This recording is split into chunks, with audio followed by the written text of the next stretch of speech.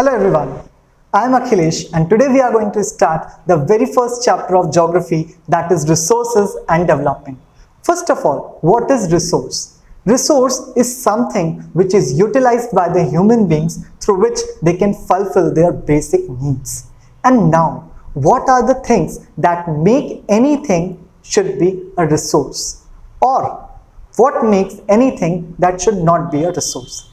Like, we have the three main points. The first thing is that it should be technologically accessible. That means we should have that much technology through which we can make that particular resource, that particular thing according to our use. Secondly, it should be economically feasible. That means it should not extend up to that limit कि हम उसे afford ही नहीं कर पाए.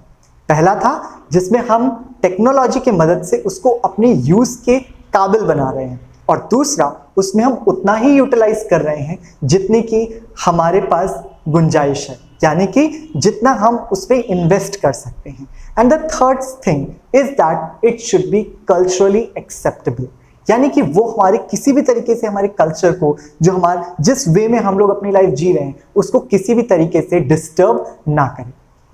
अगर कुछ example से समझें तो हम लोग एग्जाम्पल ले सकते हैं किसी भी ऐसे रिसोर्स का जिसका हम यूटिलाइज आज कर रहे हैं. जैसे आप क्रूड ऑयल को लेते हैं, तो क्रूड ऑयल को हम यूज आज कर रहे हैं और उसके लिए हमारे पास टेक्नोलॉजी है. दैट मीन्स कि क्रूड ऑयल ऑलरेडी अवेलेबल था, बट हमने टेक्नोलॉजी का इस्तेमाल करके उसको बाहर निकाला. अब हम डायरेक्ट क्रूड ऑयल को इस्तेमाल नहीं कर सकते, फिर से हमने टेक्नोलॉजी की मदद से उसको इस काबिल बनाया कि हम एक्सट्रैक्ट करके अपना काम निकाल सकें.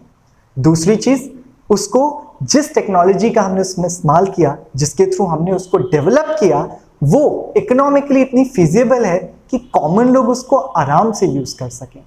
और तीसरी चीज, वो हमारे लिए कल्चरली एक्सेप्टेबल है.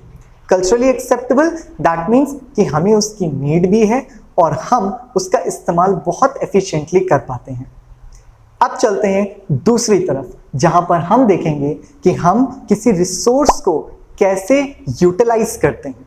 जैसे सबसे पहले कि फिजिकल एनवायरनमेंट, वो हमारे फिजिकल एनवायरनमेंट में अवेलेबल है, ये हमारे लिए बहुत ज़्यादा ज़रूरी है कि उसको हम इजीली एक्सेस कर पाएँ. वो हमारे लिए अवेलेबल होना चाहिए एनवायरनमेंट में. And secondly is the technology. If something is available, then we can make it according to our use.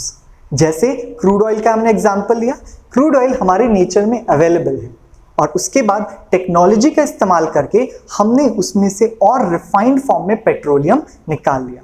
लेकिन उसके बीच में बहुत सारे ऐसे बाय प्रोडक्ट्स हैं जिनका भी हम यूज करते हैं. तो इस तरीके से वो हमारे लिए टेक्नोलॉजिकली ऐसा एक्सेसिबल होना चाहिए कि हम उसमें जितनी भी लागत लगा रहे हैं वो सब कुछ बाहर निकल आए. And the third thing is the institution. These are the institution और you can say the centres जहां पर हम उसको बनाते हैं, जहां पर हम उसे डेवलप करते हैं, साथ ही साथ उन स्किल्स को भी डेवलप करवाते हैं जिनके थ्रू वहां पे जो वर्कर्स हैं वो उस एक्सट्रैक्शन को कर सकें और हम उसको अपने अकॉर्डिंग डेवलप कर सकें. तो अब तक हमने पढ़ा कि किस तरीके से कोई रिसोर्स हमारे लिए यूजफुल बन जाता है और किसी चीज को रिसोर्स कहने के लिए कौन कौन से पॉइंट्स सबसे ज्यादा जरूरी होते हैं. आगे चलते हैं और हम समझते हैं किस तरीके से हम इनको और बेहतर तरीके से जान सकते हैं, और उसके लिए जरूरी है इसके टाइप्स को पढ़ना. So now we are going to see the types, the classification of the resources, और ये अलग अलग बेसिस पर किया गया है. जैसे कि पहला classification, that is on the basis of origin. The first thing from where we can say the resource has been originated can be biotic and the second can be abiotic. अब हम देखेंगे इन दोनों में सिमिलैरिटी क्या है और इन दोनों में डिफरेंस क्या है. Like first of all biotic और एबायोटिक की सिमिलैरिटी ये है कि ये दोनों ही नेचुरली प्रेजेंट है अर्थ के ऊपर. और अब डिफरेंस ये है कि जितने भी बायोटिक रिसोर्सेज हैं वो लिविंग थिंग्स हैं. For example the birds, like animals, insects, trees, these all come into the category of biotic resource. वहीं दूसरी तरफ एबायोटिक रिसोर्स में वो सेक्शन ऑफ रिसोर्स आते हैं जो कि नॉन लिविंग है. like water, rocks, mountains, air, etc. Now, the second thing, that is on the basis of exhaustibility. किसकी खपत कितनी जल्दी होती है. यहां पर भी इस क्लासिफिकेशन में दो पार्ट में इसको डिवाइड किया गया है. पहला the renewable and the second is non renewable. Renewable वो है जिसको हम बार बार यूटिलाइज कर सकते हैं. फॉर एग्जाम्पल वाटर हम लोग यूटिलाइज करते हैं, उसके बाद वो नदियों में, नालों में बह जाता है और जाकर के समुद्र से वापस मिल जाता है और इवेपोरेट होकर के फिर से वो पानी के रूप में बरसता है आकर के. तो ये बन जाता है रिन्यूएबल रिसोर्स. वहीं दूसरी तरफ आपका आता है नॉन रिन्यूएबल रिसोर्स लाइक कोल और पेट्रोलियम, जो कि एक बार अगर खत्म हो गया तो दोबारा हमें नहीं मिलेगा. Okay. So after the exhaustibility, the third category that comes forward is of the ownership. यानी कि पर्टिकुलर रिसोर्स किस पर्सन को बिलोंग करता है या पर्टिकुलर रिसोर्स का ओनर कौन है. इसमें चार मेन कैटेगरीज है. पहली दैट इज इंडिविजुअल, यानी कि जैसे मेरे पास मेरी कार है, आपके पास आपका घर है. इस तरीके से जब कोई रिसोर्स किसी पर्टिकुलर पर्सन को बिलोंग करता है तो ऐसा रिसोर्स कहलाता है individual resource. The second category that comes forward is the public resource. Public resource या हम community resource भी बोलते हैं. ये रिसोर्स वो रिसोर्स होता है जिसको कि एक पर्टिकुलर कम्युनिटी ही इस्तेमाल करती है. फॉर एग्जाम्पल एक स्कूल का प्ले ग्राउंड है तो वो उस स्कूल के बच्चे ही यूटिलाइज करेंगे. सेम एज इट इज अगर कम्युनिटी का कोई प्ले ग्राउंड है या कोई कॉम्प्लेक्स है, शॉपिंग कॉम्प्लेक्स है, तो उसको वहां की कम्युनिटी के लोग ही यूटिलाइज करेंगे. So that is called as community resource. The third category that comes forward is the national resource. Something that belongs to our nation is called as national resource. For example, हमारी rivers, because rivers are not bounded with the boundaries of the states. So they used to flow and the people who are living on the bank of those rivers, they utilize that water. So, हमारे यहाँ जो भी resource इस तरीके से available है जो beyond boundaries पूरे देश में जाते हैं, उन्हें नेशनल रिसोर्स कहा जाता है. And the last category that comes in the same section is international resource. Something that is beyond our boundaries that are called as international resource. इसको समझने के लिए हम समझेंगे नॉटिकल माइल्स, यानी कि जहां पर हम वाटर के ऊपर की डिस्टेंस को नापते हैं. And for that, you should understand that 1 nautical miles is equals to 1.9 kilometers. So in the national resource, we have to include up to the 12 nautical miles. That is the distance over the ocean. यानी कि 12 nautical miles तक ocean के ऊपर की जो boundaries हैं वो हमारे देश की सीमा है, वो हमारे देश की boundary.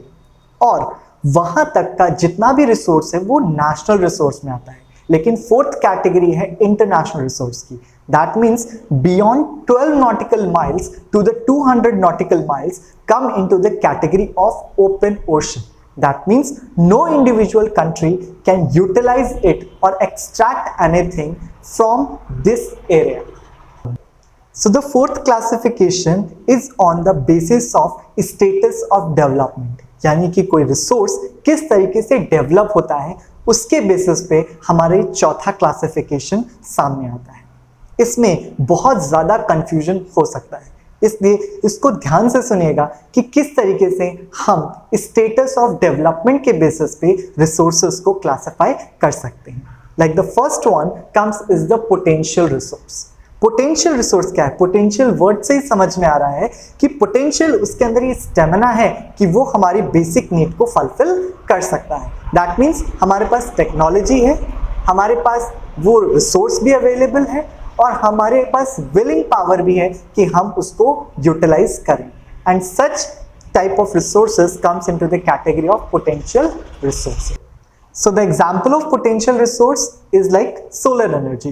We have lots of solar energy, we have lots of technology so that we can utilize that solar energy and make it useful for us.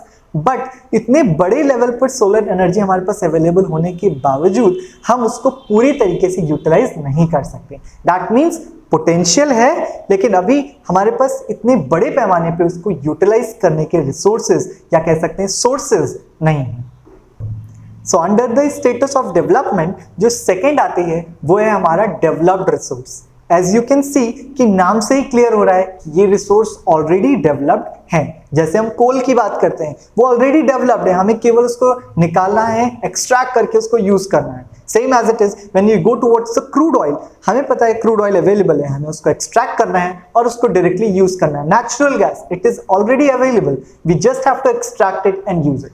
So that is the developed resource. The next classification is of stock.